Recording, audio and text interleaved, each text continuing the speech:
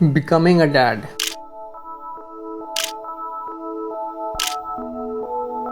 ज़्यादा लोग इस बारे में बात नहीं करते।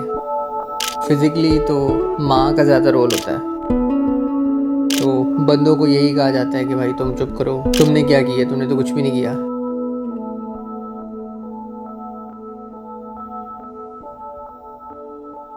तो आज बिकमिंग अ डैड के बारे में बात करते हैं।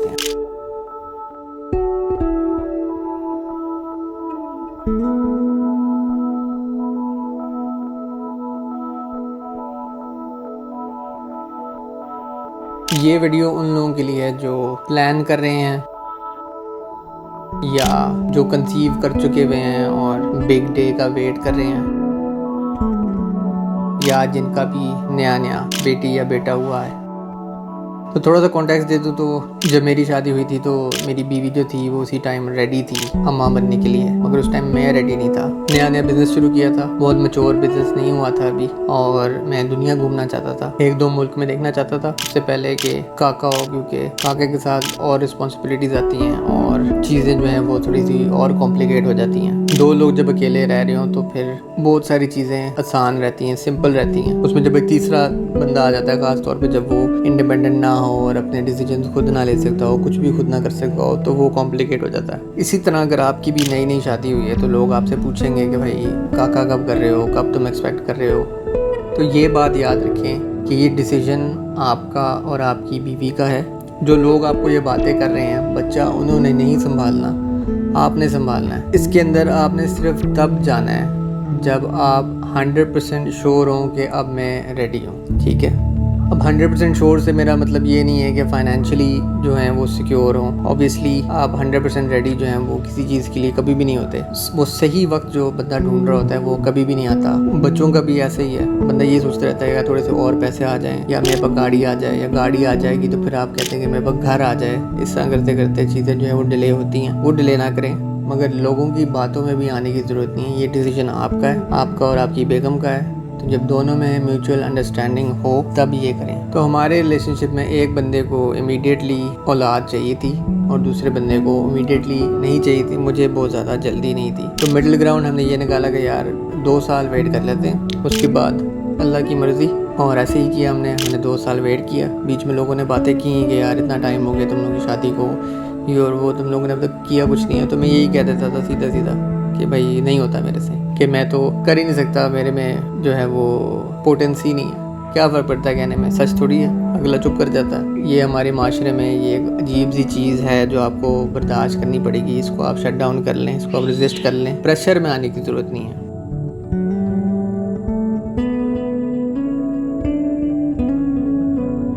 अगर आपने कंसीव कर लिया है और आपको खुशखबरी मिल गई है तो कंग्रेचुलेशंस, आप बाप बनने वाले हैं। पहली स्टेज है अब आपकी सर्वाइविंग प्रेगनेंसी। इस स्टेज में जो आपकी बेगम है उनकी बॉडी में बहुत सारे चेंजेस होंगे, वो हार्मोनल चेंजेस होंगे, बॉडी केमिस्ट्री जो है वो चेंज हो रही होगी। ऑब्वियसली एक मखलूक जो है वो जिस्म के अंदर पैदा हो रही है, तो lot of things are going on. पेट निकलता है, हाथ पाँव फूल जाते हैं, डिफरेंट लोगों को डिफरेंट सिम्टम्स आते हैं। हो सकता है जो मैंने एक्सपीरियंस किया वो आप एक्सपीरियंस ना करें। तो जब हार्मोन्स चेंज होते हैं ना, तो आप इसको ऐसे सोचें कि आपको अपने इमोशंस के ऊपर कंट्रोल नहीं रहता। आप एक सेकंड जो है वो बहुत इमोशनल हो जाते हैं, एक सेकंड आपको गुस्सा आ जाता है। नॉर्मली जिस चीज़ से आपको गुस्सा नहीं आ रहा होगा, इस सिचुएशन में आपको उस चीज़ पे गुस्सा आ जाएगा। तो इसको अंडरस्टैंड करना ज़रूरी है कि जिस शख्स के साथ आप अभी रह रहे हैं उसको अपने इमोशंस के ऊपर जो है वो काबू नहीं है, तो उसका ख्याल रखना पड़ता है। कभी गुस्से में कोई ऊंच नीच हो जाए, कोई बात हो जाए, तो उसको दिल पे ना लें, क्योंकि 15 मिनट बाद वो इमोशन चेंज हो जाएगा और फिर माजरत हो जाएगी या शर्मिंदगी हो जाएगी उसी बात के ऊपर। ऐसे होगा, ये नॉर्मल है। मेरी एग्जांपल लें तो एक दफ़ा मेरी बीवी ने इस बात पे रोना शुरू कर दिया था कि जी मैंने नान चने खाने। मेरे लिए काफ़ी फ़नी था इतनी सी बात पे रोना, मगर उसको वाकई ये जेन्युइन इमोशंस थे उसके लिए, तो उसको रोना आ रहा था, वो इमोशनल हो गई इस बात पे। तो फिर इस तरह की एग्जांपल्स है कि इस तरह की चीज़ें होती हैं। दूसरा एक दफ़ा उसको बहुत ज़्यादा गुस्सा आया किस बात पे कि साथ वालों के घर में जो है वो जो मच्छर मारने वाला कोयल होता है वो जल रहा है, तो मुझे उसकी स्मेल जो है वो अच्छी नहीं लग रही। इमोशंस जो हैं वो भी हाइटन होते हैं, साथ में सेंसेस जो हैं वो भी हाइटन हो जाती हैं। स्मेल्स जो हैं वो ज़्यादा आना शुरू हो जाती हैं, आवाज़ें जो हैं वो ज़्यादा खड़कने लग जाती हैं, लाइट से भी कुछ लोगों को होता है। तो डिफरेंट लोगों को डिफरेंट इम्पैक्ट पड़ेगा। ये है सर्वाइविंग प्रेगनेंसी। फिर मैं बात करता हूँ जब आप नया नया मिलते हैं अपने बेटे से या बेटी से, सोसाइटी ने बड़ा प्रेशर क्रिएट किया होता है इस मोमेंट के ऊपर कि जी जब पहली दफ़ा तुम अपने बच्चे का हाथ पकड़ोगे या वो तुम्हारा हाथ पकड़ेगी तो तुम्हारी ज़िंदगी बदल जाएगी। जब तुम उसको पहली दफ़ा देखोगे और तुम्हें महसूस होगा कि तुम बाप बन गए हो तो तुम्हारी आंखों में आंसू आ जाएंगे फलाना। तो ये प्रेशर होता है एज ए सोसाइटी, एक बंदे के ऊपर प्रेशर पड़ता है कि यार ऐसा होता है तो ऐसे ही होगा, मगर हर किसी के साथ ऐसा नहीं होता। फिर जो ऐसे नहीं फील कर रहा होता उसको लगता है कि शायद मैं कोई फ्रीक हूँ, मैं कोई आउटकास्ट हूँ, मेरे इमोशंस जो हैं वो वैसे नहीं हैं जैसे बाकियों के हैं। ऐसी कतई कोई बात नहीं है। हर किसी का डिफरेंट एक्सपीरियंस होता है, हर बंदे के डिफरेंट इमोशंस होते हैं। आप वैसे नहीं हैं जैसे दूसरी 24 करोड़ आवाम है पाकिस्तान की। आप एक नए ह्यूमन बीइंग से मिल रहे हैं और वैसे ही जैसे आप और लोगों से मिलते हैं, उनके साथ उल्टे बैठते हैं, उनके साथ टाइम स्पेंड करते हैं तो एक बॉन्डिंग क्रिएट होती है। अपनी औलाद के साथ भी ऐसे ही होता है। कुछ लोगों के लिए डिफरेंट होता है, वो जब पहली दफ़ा अपनी औलाद से मिलते हैं तो उनकी आंखों में आंसू आ जाते हैं, इमोशनल होता है, कोई पकड़ता है कोई नहीं पकड़ता, कोई उठाता है कोई नहीं उठाता। तो मेरी सिचुएशन में ऐसा हुआ था कि वो जब हॉस्पिटल से वो वार्ड से लेकर आए तो उन्होंने देखा, उन्होंने कहा जी कि ये आपकी बेटी पैदा हुई मुबारक हो। तो मैंने सिर्फ ये चीज़ नोटिस की थी कि उसकी आंखें खुली हुई थी। तो नॉर्मली बच्चों की आंखें बंद होती हैं। मैंने देख लिया, मैंने उठाया नहीं क्योंकि छोटा सा होता है न्यू बॉर्न और मुझे डर था कि यार एमी कोई टूट ही ना जाए, डेलीकेट सा होता है न्यू बॉर्न। तो मैंने नहीं उठाया, मैंने नहीं हाथ चाल लगाना। खैर साथ ही वो डॉक्टर थी, तो मैंने उससे पूछा कि मेरी बीवी कहाँ है, मेरी बीवी कैसी है। तो उसने कहा कि मुझे नहीं पता, मैं एनेस्थेटिस्ट हूँ, बीवी आपकी जो है वो अंदर है गायनेकोलॉजिस्ट के साथ। तो फिर ऐसे, तो ये मेरा रिएक्शन था कि बच्चे को देख के मुझे कोई ख़ास इमोशंस नहीं आए। मुझे उस वक्त जो है वो अपनी बीवी का ज़्यादा कंसर्न था, क्योंकि ऑब्वियसली मैं 2-3 साल एक बंदे के साथ मैंने ज़िंदगी गुजारी है, उसके साथ अकेला रहा हूँ मैं, तो उसके साथ मेरी अटैचमेंट ज़्यादा है एज़ कम्पेयर टू ये जो न्यू बॉर्न है जिसको मैं अभी पहली दफ़ा देख रहा हूँ। तो अगर आपको अपनी औलाद देख के कुछ नहीं होता तो it is completely normal. Society के प्रेशर्स में नहीं आना। ये कोई मूवी नहीं है कि जी हलचल हुई, ज़रा शोर हुआ, दिल चोर हुआ, तेरे और हुआ, वो सिस्टम नहीं है सर। ये रियल लाइफ है। हर किसी के इमोशंस डिफरेंट होंगे। आप जो फील करेंगे वो मैं फ़ील नहीं करूँगा, और हो सकता है जो मैं फ़ील करूँ वो आप फील ना करें। और ये मैंने डिफरेंट लोगों के साथ ये बात की है, उन्होंने भी मेरे साथ एग्री किया है कि ये मुफ्त का सोसाइटल इम्पैक्ट हमारे ऊपर पड़ा हुआ है, और ये दिमाग के पीछे हमारी बातें बैठी हुई हैं कि ये जब होगा तो ऐसे होगा। ऐसे नहीं होता। रियलिस्टिकली इस बॉन्ड को बनने में टाइम लगता है। ये सिर्फ बंदों के लिए नहीं है, ये औरतों के लिए भी है। पोस्टपार्टम डिप्रेशन होता है, पोस्टपार्टम एंग्जाइटी होती है, पोस्टपार्टम रेज होता है। डिलीवरी के बाद औरतों में भी वो जो हार्मोन्स होते हैं उन्होंने नॉर्मलाइज होना होता है। वो ऐसे नहीं होता कि काका निकला और एकदम से ख़त्म। बॉडी केमिस्ट्री है, उसको सेट होने में टाइम लगता है। यहाँ तक कि मेरी बीवी जब हमारी डिलीवरी के 2-3 हफ्ते तक मेरी बीवी ने एक दफ़ा मुझे बड़े इमोशनली कहा कि मुझे लगता है मैं अच्छी माँ नहीं हूँ। तो मैंने कहा क्यों, क्या हुआ? तो उसने कहा जी कि मुझे अपने बच्चे से ना प्यार महसूस नहीं होता। तो मैंने उसको कहा कि ये फीलिंग मुझे भी है। तो उस कम्युनिकेशन से बड़ा फ़ायदा हुआ। अक्सर बंदों का होता है कि जी मर्द को दर्द नहीं होती और वो सॉलिड किस्म का एक रोल मॉडल टाइप होता है। तो ऐसे नहीं है, मर्द को दर्द भी होती है, मर्द में इमोशंस भी होते हैं। और ये आपका मियाँ बीवी में कम्युनिकेशन जो है मेरे ख्याल से इस स्टेज पे बहुत वाइटल है। क्योंकि अगर वो मुझे बात ना करती और मैं उसको ना अफर्म करता कि जी मुझे भी यही फ़ील हो रहा है, तो हम शायद आज इस स्टेज तक ना पहुँचते। अब मेरी बेटी माशाल्लाह से 3 साल की हो गई है।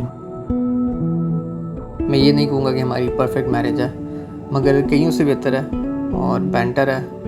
अच्छा हंसी मजाक होता है, अच्छा टाइम स्पेंड करते हैं जब हम साथ होते हैं और सही चल रहा है। तो ये याद रखिएगा कि इस प्रोसेस में आप अकेले नहीं हैं। कम्युनिकेट करें। बीवी हैं तो मियाँ के साथ कम्युनिकेट करें, मियाँ हैं तो बीवी के साथ कम्युनिकेट करें। कम्युनिकेशन जो है वो बहुत इंपॉर्टेंट है। फिर अब बच्चा आ गया घर में, तो स्टेज 3 कुछ दिन हुए हैं उसको, या कुछ हफ्ते हो गए हैं उसको। अब आप यूज्ड टू हो गए हैं कि ये एक नया फैमिली मेम्बर है और उसके इर्द गिर्द की रूटीन्स जो है वो आपको समझ आ गई हैं। मगर अब आपने अपनी नॉर्मल लाइफ की तरफ भी वापस जाना है। अगर आप काम करते हैं तो आपने वापस काम पे जाना है। आपने और भी काम करने हैं, कमिटमेंट्स भी हैं और घर का सौदा सिर्फ भी आना है, घर के नॉर्मल रूटीन में जो काम होते हैं, जो बच्चे की वजह से रुके हुए थे, वो भी होने हैं। फिर आपको गिल्ट महसूस होता है कि यार मैं काम पे जा रहा हूँ, मैं अपने बच्चे को वो टाइम नहीं दे पा रहा जो मैं देना चाहता हूँ। बिल्कुल नॉर्मल है, ऐसे होता है।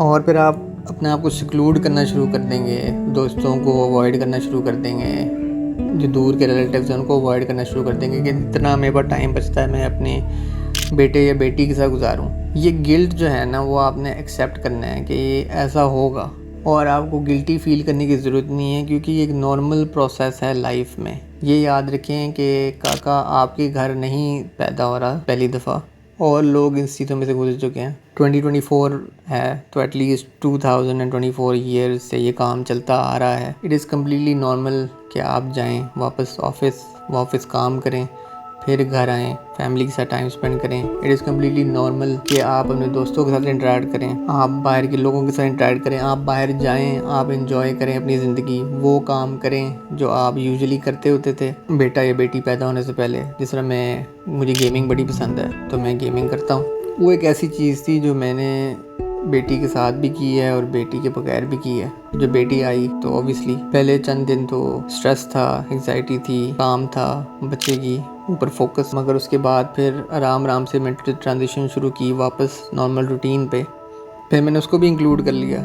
मैं उसको रॉकर में डाल लेता था और हिलाता रहता था, साथ में अपनी गेम खेल लेता था, या जब वो छोटी थी अभी वो ज़्यादा हिलजुल नहीं करती थी तो मैं अपने साथ लिटा लेता था और साथ में गेम खेल लेता था। दूसरा ये कि अगर आपने घर बार चलाना है तो ये पॉसिबल नहीं है कि आप अपने बच्चों को भी उतना ही टाइम दें जितना आप चाहते हैं, और फिर आप अपने काम को भी उतना ही टाइम दें।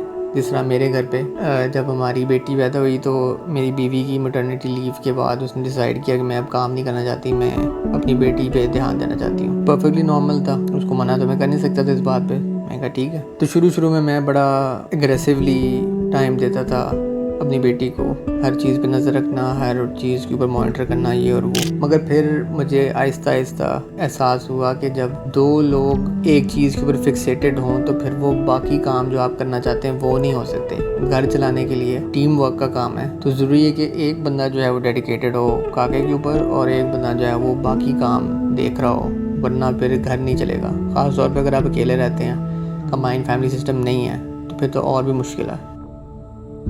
चौथी चीज़ मैं ये कहूँगा कि आप अपनी सिचुएशन को बाकियों के साथ कंपेयर ना करें। इंस्टाग्राम पे आप देखते होंगे कि फलाने अगर बेबी हुआ बहुत ही स्मूथ, उन्होंने पार्टी की, ये हुआ फलाना हुआ, घर वाले ये गिफ्ट्स हैं, बहुत ही सीमलेस ट्रांजिशन थी, उनकी तो ज़िंदगी पे कोई फ़र्क ही नहीं पड़ा, बच्चा इतना बड़ा भी हो गया। ये आप सोचें, उन्होंने सिर्फ हैप्पी मेमोरीज जो हैं वो शेयर की हैं, वो चीज़ें शेयर की हैं जो वो चाहते थे शेयर करना। वो बिहाइंड द सीन्स जो उल्टियाँ और पिशियाँ पोटियाँ चल रही होती थी वो नहीं शेयर की उन्होंने। तो अपने आप को कंपेयर ना करें और लोगों से। बिहाइंड द सीन्स उनके साथ भी वही हो रहा है जो आपके घर हो रहा है। पांचवी बात मैं ये कहूँगा कि you can not control everything but you can help. हम मर्द होते हैं ना, हमें प्रॉब्लम फिक्सिंग का शौक़ होता है। हम इस सिचुएशन में जो बच्चा है वो अपनी माँ के साथ ज़्यादा अटैच्ड है, ऑब्वियसली एक नेचुरल प्रोसेस है। आप हेल्प करना भी चाहेंगे तो कुछ सिचुएशंस हैं जो आप फिक्स नहीं कर सकेंगे और आपको फिर पावरलेस महसूस होगा। फिर आप अपनी वर्थ को जो है वो एनालाइज करना शुरू करेंगे। आप सोचेंगे कि यार मेरा क्या फ़ायदा है। तो इस पिट में नहीं गिरना, ये एक नेचुरल चीज़ है और इसको और मुश्किल बनाती है लोनलीनेस, क्योंकि अब आप थे सेंटर ऑफ अटेंशन आप अपनी बीवी के, मगर अब ये छोटा सा बच्चा जो है वो है सेंटर ऑफ अटेंशन आपकी बीवी का। तो पहले 6 महीने तो वो बीवी जो है वो फिक्सेटेड रहेगी उस बच्चे के ऊपर। 6 महीने से वो लोनलीनेस जो है ना वो भी आ जाती है उसके ऊपर, तो वो और भी चीज़ों को मुश्किल बनाती है। इसको थोड़ा सा सब्र से लेके चलना पड़ेगा। 6 महीने बाद आपको आपकी बीवी वापस मिल जाएगी। हाँ, उस मयार में शायद ना मिले जैसे पहले मिल रही थी। अब एक third member of the family आ गया है। Third member of the family भी डिमांड करता है डिफरेंट चीज़ें, वो प्रोवाइड करनी पड़ेंगी। अब 2 बंदे नहीं हैं फैमिली में, तो इसके लिए रेडी रहने के लिए बेहतर है कि आप अपने आप को एजुकेट करें। किताबें हैं, ऑनलाइन रिसोर्सेज हैं जो आप पढ़ सकते हैं कि जी पहले महीने में क्या होता है, फिर दूसरे से तीसरे महीने में बच्चा जो है उसकी क्या रिक्वायरमेंट्स होती हैं, क्या नीड्स होती हैं। इस तरह आप डेवलपमेंट साइकिल में जो है वो देख सकते हैं, ताकि आपको पहले ही पता हो कि यार ऐसा होना है। जब आपको पता होता है ना कि ऐसे होना है, तो वो पीरियड गुजारना जो है वो थोड़ा सा ज़्यादा आसान रहता है। मैंने बहुत ज़्यादा रिसर्च नहीं की हुई थी, मगर मेरी बीवी ने की हुई थी। और मैंने फिर वो थोड़ा बहुत टिडबिट्स मुझे बताती थी ये ऐप है, ये चेक करो, इसमें ग्रोथ साइकिल लिखा हुआ है फलाना। इस तरह की चीज़ें आपकी बहुत ज़्यादा हेल्प करती हैं। तो फिर जब मुझे थोड़ी बहुत बातें पता थी और फिर मेरा फैमिली का बैकग्राउंड भी ज़रा मेडिकल है, डॉक्टर्स है मेरी फैमिली में, बहन भी डॉक्टर, अब्बा जी भी डॉक्टर, दादा भी डॉक्टर, तो ये चीज़ें मेरे लिए थोड़ी सी आसान थी। मगर यस, मुश्किल आती है, बंदा लोनली फील करता है, क्योंकि हमारी सोसाइटी में अनफॉर्चुनेटली जो औरत है उसके पास एक सपोर्ट सिस्टम है। वो आपको ये सुनेंगे कि जी तुमने क्या किया है, सब कुछ तो बीवी ने किया है ये और वो, तो बंदा जो है वो डीमोटिवेटेड फील करता है, उसको लगता है कि उसके पास कोई सपोर्ट नहीं है। इस सब को अवॉइड करने के लिए कम्युनिकेशन, अगर आपके ऊपर हॉबीज़ हैं तो it's very easy.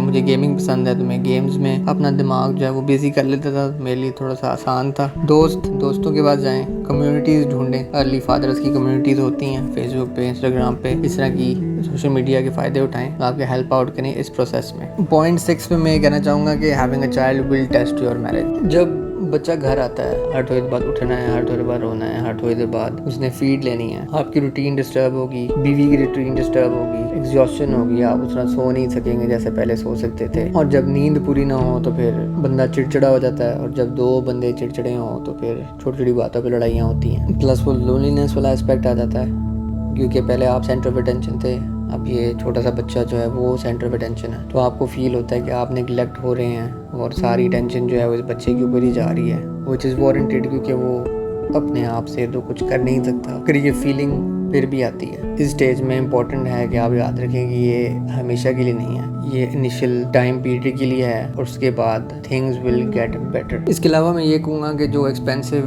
Baby gear जो आपको रेकमेंड किया जाता है इन्फ्लुएंसर्स से, ऑनलाइन सोशल मीडिया से, वो 90% आपको नहीं चाहिए होता। हमने कार सीट खरीदी, कभी इस्तेमाल नहीं किया, हमने कॉर्ड खरीदा, वो बेरली इस्तेमाल होता था, क्योंकि मेरी बीवी जो है वो बच्चे को अपने साथ सुलाती थी और गाड़ी में अपने साथ बिठाती थी। तो ये बाप के ऊपर डिपेंड करता है, आपकी बेगम जो है वो किस किस्म की हैं, क्या करना चाहती हैं, उस हिसाब से आप अपनी चीज़ें खरीदें। ये इन्फ्लुएंसर्स की बातों में ना आए, लोगों की बातों में ना आए, सोशल मीडिया की बातों में ना आए, वेबसाइट्स जो आपको प्रोडक्ट्स पुश कर रही हैं उनकी बातों में ना आए। उनका काम है प्रोडक्ट्स पुश करना, मगर आपने अपने हिसाब से लेके चलना है। और ये चीज़ें कोई सस्ती नहीं है, बेबी प्रोडक्ट्स जो हैं वो बहुत एक्सपेंसिव हैं, और ये ख़ास तौर पे वो फर्स्ट टाइम पेरेंट्स को टारगेट करते हैं। इस ट्रैप में आप ना फंसें। 2 चीज़ें जो मैं रेकमेंड करता हूँ जो आप ख़रीदें, वो एक तो अब्बाओं के लिए जो सबसे अच्छी चीज़ मेरे लिए थी, वो जो हार्नेस होता है जिससे आप अपने बच्चे को अपने साथ स्ट्रैप ऑन कर सकते हैं, उससे बड़ा अच्छा बॉन्डिंग टाइम क्रिएट होता है। घर पे तो होता है कि बच्चा जो है माँ के साथ है, माँ फीड करा रही है, माँ ख्याल कर रही है, मगर जब आप बाहर जाते हैं, जिस तरह मैं मॉल जाता था, किसी के घर जाता था, तो मैं उसको स्ट्रैप इन करके ले जाता था। घर पर भी मुझे बड़ा मज़ा आता था